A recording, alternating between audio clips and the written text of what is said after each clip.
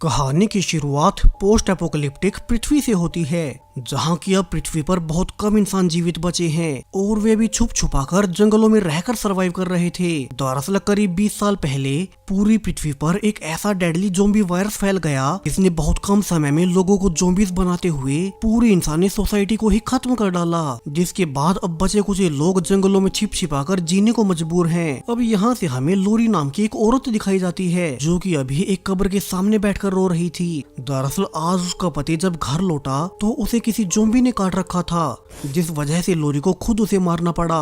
वो अब रोते हुए वीरान जंगली पहाड़ों में मौजूद अपने घर में वापस लौटती है, लेकिन अभी तो उसे एक और काम करना था। दरअसल उसके पति ने ज़ोंबी बनते हुए उनकी इकलौती बेटी को भी काट लिया और लोरी अब रोते हुए देखती भी है कैसे उसकी इकलौती बेटी भी अब धीरे धीरे ज़ोंबी में बदलने लगी। लोरी को समझ नहीं आता कि वो अपनी बेटी को कैसे मारे। उसके पति और बेटी के बाद अब उसका अपना कोई लाइफ में नहीं बचेगा, लेकिन फिर भी वो अपनी बेटी की बुरी हालत को देख उसे गोली मार ही देती है। जिसके बाद अब यहाँ से धीरे धीरे 2 साल बीत गए। लोरी अब इस घर में अपने ससुर जेम्स के साथ रहा करती है। वो हमेशा की तरह आज भी रेडियो सुनने लगी कि उनके अलावा और भी सर्वाइवर्स बाहर की दुनिया में क्या कर रहे हैं। उसे पता चला कि कैसे एक जीएमए नाम का ग्रुप बचे हुए सर्वाइवर्स को अपने स्पेशल कैंप में बुला रहा है, लेकिन रेडियो होस्ट ने बताया कि कोई वहां ना जाए, क्योंकि कैंप के ओनर्स बाकी बचे हुए लोगों को वहां बुलाकर उनसे अपने काम करवाते हैं। वहीं जो लोग उनके किसी काम के नहीं होते तो उन्हें तो वे ज़ोंबी से पहले खुद मार डालते हैं। अब रोरी और जेम्स हालांकि इतना तो जानते ही थे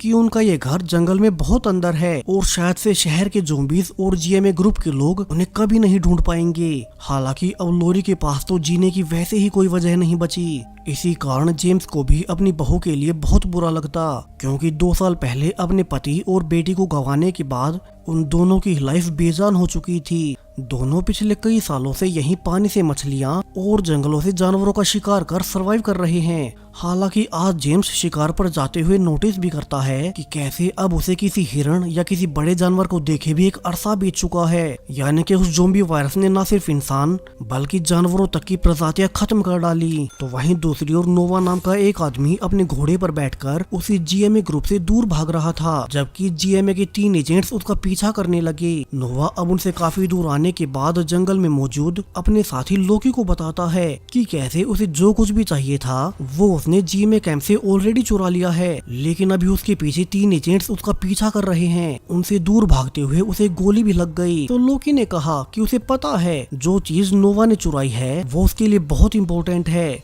सो लोकी अब नोवा को आगे जाने का कहकर खुद यहीं रुककर उन एजेंट्स पर अटैक कर उन्हें रोकने का फैसला करता है, ताकि कम से कम नोवा तो सेफली निकल सके।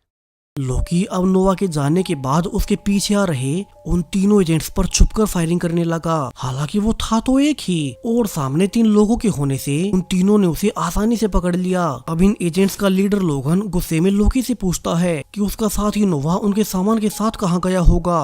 हालांकि लोकी अब अपने दोस्त के लोकेशन उसे बताने से ही मना कर देता है। उसे अंदर ही अंदर पता था कि अगर इन लोगों को नोवा का एड्रेस पता चला तो वे वहां जाकर या तो सबको मार देंगे या फिर अपना गुलाम बना लेंगे। और जब लोगन के उसे कई देर तक टॉर्चर करने के बावजूद उसने उन्हें कुछ नहीं बताया तो लोगन गुस्से में आखिरकार उसे जान से मार डालता है। हालांकि उसके दूसरे साथी स्काउट ने कहा कि उन्हें इसे मारने के बजाय अपने साथ उठाकर अपने कैंप में ले जाना चाहिए था, वहाँ वो कभी न कभी तो अपना मुंह जरूर से खोलता। लेकिन लोगन ने कहा कि जो चीज नोवा उनके पास से लेकर भागा है वो उन्हें जल्द से जल्द वापस लानी होगी, क्योंकि उसकी कीमत करोड़ों से भी ज्यादा है। सो वे वापस कैंप में जाकर टाइम बर्बाद नहीं कर सकते और नोवा अभी भी ज्यादा आगे नहीं गया होगा। तो वहीं दूसरी ओर आज भी लोरी जब मछलियां पकड़ने पास की झील पर गई ही थी तो उसे अपनी बेटी याद आने लगी और वो अपनी गन चेहरे के करीब लाकर खुद को मारने का सोचती है। वैसे भी उसे खुद समझ नहीं आता कि वो पिछले 2 साल से जिंदा क्यों है, लेकिन आज जब उसने खुद को मारने का पक्का फैसला कर ही लिया था और वो खुद को गोली मारने ही वाली थी कि तभी उसे सामने वही नोवा अपने घोड़े से गिरता हुआ नजर आता है। लोरी उठकर उसे देखने उसके करीब गई कि ये है कौन, और उसने देखा कि इस आदमी को तो किसी ने गोली मार रखी है, जिस कारण बहुत ज्यादा खून बहने से वो बेहोश हो गया। अब लोरी शुरू में उसे ऐसे ही छोड़कर जाने लगी, क्योंकि अब के समय में जब कोई किसी पर भरोसा नहीं करता तो लोरी भी किसी और के लिए क्यों रिस्क उठाए। हालांकि जब नोवा का घोड़ा उसका पीछा करने लगता है तो लोरी फाइनली अब उस पर तरस खाकर घायल नोवा को उसके घोड़े के साथ वापस अपने घर में लाने लगी। वो उसे अपने घर के थोड़ी ही पास एक कैबिन में लाकर उसका बैग चेक करने लगती है और इसमें सरप्राइजिंगली ज़ोंबी वायरस का एक एंटीडोट इंजेक्शन मिल गया, जिसे कि लेने पर अगर किसी को भी ज़ोंबी ने काटा हो तो उसे एक लिमिटेड टाइम के अंदर ज़ोंबी बनने से रोका जा सकता है। इसलिए ही शुरू में लोगन और उसके बाकी के दो साथी बड़ी जल्दबाजी में नोवा का पीछा कर रहे थे, क्योंकि अभी इस एंटीडोट की संख्या बहुत कम है। कोई भी अपनी जान बचाने के लिए इस इंजेक्शन के बदले में कुछ भी कीमत देगा और इस एंटीडोट को उठाकर नोवा उनके कैंप से चुरा कर भाग आया। तो वहीं दूसरी ओर जेम्स, जो कि आज भी शिकार करने निकला था, उसे यहाँ एक ज़ोंबी की बॉडी मिलती है। वहीं थोड़ी ही दूरी पर उसे लोगन और उसके दो साथी दिख गए, जो कि नोवा को ढूंढते हुए उसी के घर की ओर बढ़ रहे थे। सो जेम्स अब जल्दी से भागकर वापस से अपने घर आने लगता है ताकि लोरी को आगाह कर सके। वो अब लोरी को सब बताता है कि कैसे उसने 3 लोगों को इसी ओर आते देखा था, तो उन्हें अभी से सावधान हो जाना चाहिए, क्योंकि अब के समय में या तो दूसरे लोग उन्हें लूटने आए होंगे या फिर वे उसे मारकर और लोरी को पकड़कर उसका दूसरा फायदा उठाएंगे। तभी लोरी उन्हें घायल नोवा को दिखाती है, जिसका कि वो इलाज करने के लिए अपने घर उठा लाई थी। जेम्स अब एक अनजान आदमी को अपने घर पर देख लोरी पर बहुत गुस्सा होता है। उसने कहा कि उन्हें तो बस खुद के बारे में सोचना था। वहीं अब जेम्स ने नोवा के बैग से मिले एंटीडोट इंजेक्शन से अंदाजा लगा लिया कि फिर तो वे 3 एजेंट्स जरूर से उसी को ढूंढ रहे होंगे और जल्द ही वे उनके घर को देख यहाँ भी नोवा को ढूंढने आएंगे।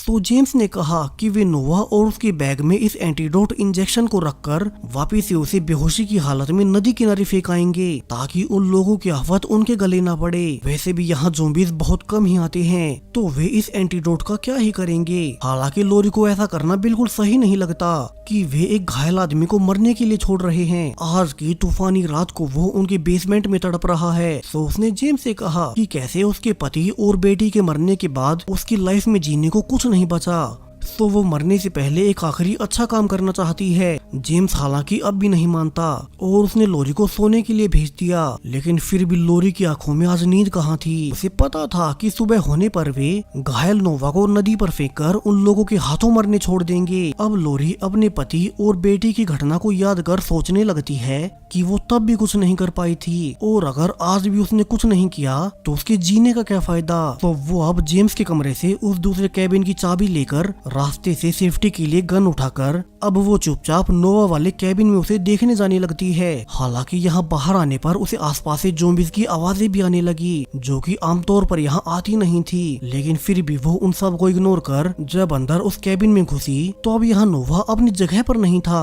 और तभी वो पीछे से उसी पर झपट पड़ता है। वो अब लोरी के मुंह पर हाथ रख इशारा करता है कि वो आवाज न करे, क्योंकि यहाँ कैबिन में एक ज़ोंबी घुस आया है। दोनों अब बड़ी सावधानी से दरवाजे को बंद करने गए, लेकिन तभी वो ज़ोंबी लोरी पर झपट पड़ा और नोवा अब जल्दी से लोरी की ही गन लेकर उस ज़ोंबी को शूट कर लोरी को बचा लेता है। अब लोरी उससे पूछने लगी कि वो है कौन और जीएमए के कैंप से ये एंटीडोट चुरा कर क्यों भागा, क्या वो इसे बेचकर पैसे कमाने के लिए चुरा कर लाया है। अब नोवा ये सुनते ही गुस्से में कहता है कि उसे पैसे नहीं चाहिए और वो उसे थैंक्स बोल के लोरी उसे उठाकर लाई। अब नोवा अपना बैग और एंटीडोट लेकर यहाँ से निकलने को कहता है। लोरी उसे उसका बैग तो दे देती है, मगर उसे भी पता था कि नोवा की हालत इतनी खराब है कि वो ज्यादा दूर नहीं जा सकेगा और फिर तो आसपास के ज़ोंबी ही उसे काट लेंगे। तो लोरी अब उसके घावों पर पट्टी करते हुए सारी सच्चाई बताने को कहती है, और अब नोवा यहाँ से उसे फाइनली सारी सच्चाई बता ही देता है। कैसे आज से 2 दिन पहले उसके 8 साल की इकलौते बेटी को एक ज़ोंबी ने काट लिया था। तो नोवा अपने बेटी को ज़ोंबी बनने से बचाने के लिए जीएमए के कैंप से ये एंटीडोट चुरा कर भाग रहा है, ताकि जल्द से जल्द अपने घर पहुंचकर वो अपने इकलौते बेटे को ज़ोंबी बनने से बचा सके, फिर बेशक से उसे इसके लिए अपनी जान ही क्यों न देनी पड़े। अब लोरी, जिसने की अपनी बेटी को 2 साल पहले खो दिया था, वो एक पिता के दर्द को अच्छे से समझ गई। तो वो कहती है कि नोवा आज की रात यहीं रुककर आराम कर ले,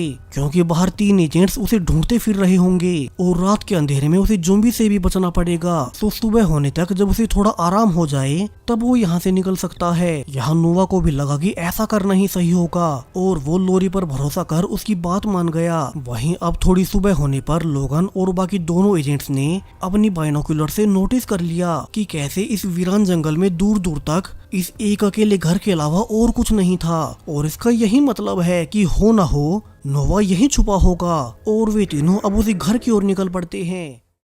तो वहीं दूसरी ओर जेम्स गन के साथ नोवा को देखने पहुंच गया, लेकिन तभी लोरी उसे नोवा और उसके बेटे के बारे में बताती है। हालांकि सब कुछ जानने के बावजूद जेम्स ने फिर कहा कि अगर वे तीन लोग यहाँ आ गए तो नोवा के साथ साथ उन्हें भी पकड़ लेंगे। तो नोवा अब ये जान कि उस अकेले की वजह से इन दोनों पर भी बड़ी मुसीबत आ सकती है, वो उन दोनों की भलाई के लिए अपना बैग लेकर बाहर जाने लगता है। मगर तभी अब उसे चोट की वजह से सांस आनी ही बंद हो गई। अब चूंकि जेम्स को मेडिकल का थोड़ा बहुत ज्ञान था, तो वो जल्दी से नोवा की प्रॉब्लम समझकर उसके सीने में छेद कर सांस लेने के लिए जगह बना देता है। उसने लोरी को भी बताया कि नोवा की हालत बहुत खराब है और उसका जीवित बच पाना बहुत मुश्किल होगा, लेकिन फिर भी उसे थोड़ी ही देर में होश आ जाएगा। वो अब लोरी से फिर से कहता है कि वे इस अनजान आदमी के बेटे के लिए उसकी मुसीबत क्यों मोल ले रहे हैं। दोनों आपस में बातें कर ही रहे थे कि तभी उनके आसपास लगे अलार्म्स बज उठते हैं, यानी कि वे लोग उनके घर के करीब आ रहे हैं। वहीं अब तक नोवा को भी होश आ गया। सो जेम्स अब नोवा और लोरी को पिछले वाले रास्ते से बाहर निकलने को कहता है, और वो तब तक अकेला ही सामने जाकर उन तीनों को झूठ बोलने की कोशिश करेगा कि उसने किसी नोवा को नहीं देखा। जेम्स बाहर जाने से पहले नोवा को एक आखिरी एड्रेनलिन का इंजेक्शन देते हुए कहता है कि अगर उसे रास्ते में लड़ना भी पड़े तो वो इस इंजेक्शन का इस्तेमाल कर सकता है, लेकिन कुछ ही देर बाद इसका असर खत्म होने पर